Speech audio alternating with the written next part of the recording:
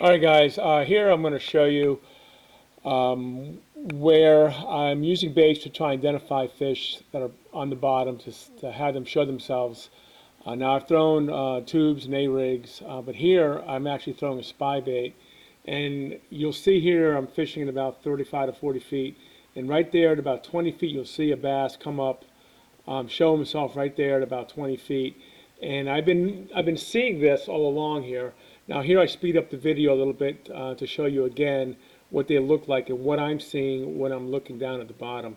So right here again at 30 feet, you'll see him show himself right there briefly, right there. It's very faint, but he actually pops up a little bit. And that's what I've been seeing throughout this period here, and actually all over up there. And so right here, there's another one out there at about 80 feet. You can see him pop up for a little bit there. Now my bait doesn't get that far, but that's another example of what I'm talking about.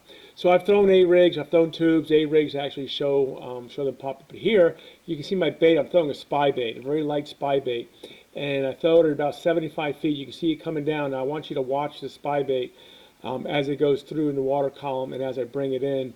It's a great bait to identify fish on the bottom as they pop up. And I actually had a couple of strikes here. I don't have the same success with my soft plastics and paddle tails, like mooch minnows and some of the other Crush City baits and paddle tails.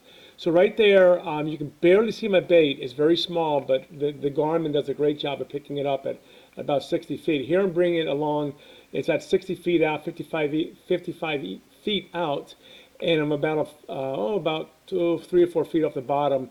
And I start to bring it down a little lower. We're about 2 feet off the bottom. You'll see where these bass, or even walleye, I'm pretty sure these are bass though, come up and react to it. You'll see it coming up here soon. If you carefully follow my bait, you can see it's faint. As it gets closer to the transducer, it gets a little brighter. But there it is, and you'll see these bass start to react between 20 and 30 feet out. There's one there at the bottom, kind of swimming around. You can barely see it, but right coming up here, right there, boom, he hits it. And I pop my bait. You can see the bass, he just goes right down. That was a pretty good example. Now again, you'll see I bring my bait, I let it settle back down, and look at that bass torpedo. 1, 2, fish, torpedo, and hit it. And you can see I pop my bait off. So that's a good bait to use when the fish are glued to the bottom, and you can bring a bait across to find out exactly what you're looking at. Okay, in this next video here, you'll see I'm in a different area, different time of the day, and I'm actually throwing an A-rig. And I've been seeing these fish. You see them there popping up between 40 and 50 feet out.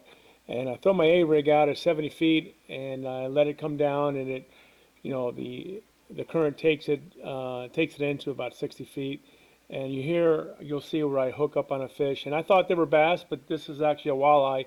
But it's still a good example to see exactly what I'm doing and how I'm identifying these fish in the bottom, using other baits. Nothing special. I mean, everyone does this, but this is a good video that shows, using the spy bait and tubes and other things. You'll see a bass there pop up a little bit, not interested.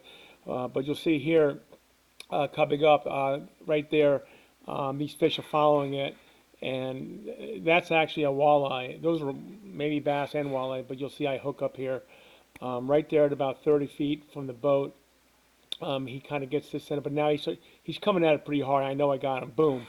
There I hook up, and I bring him in.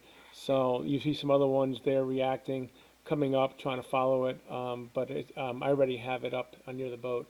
So another good example of using your baits to find out what you got on the bottom, and using your other baits to try and get them to hook up.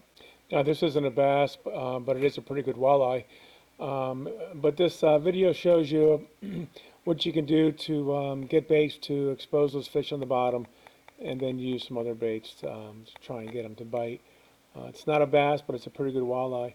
Now I ran out of time here, so I know there were some other fish down there, probably bass, but I had to get on the road, so there you go.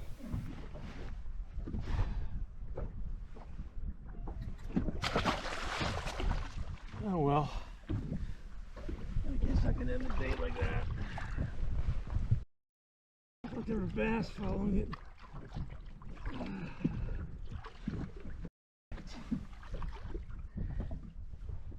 gum it.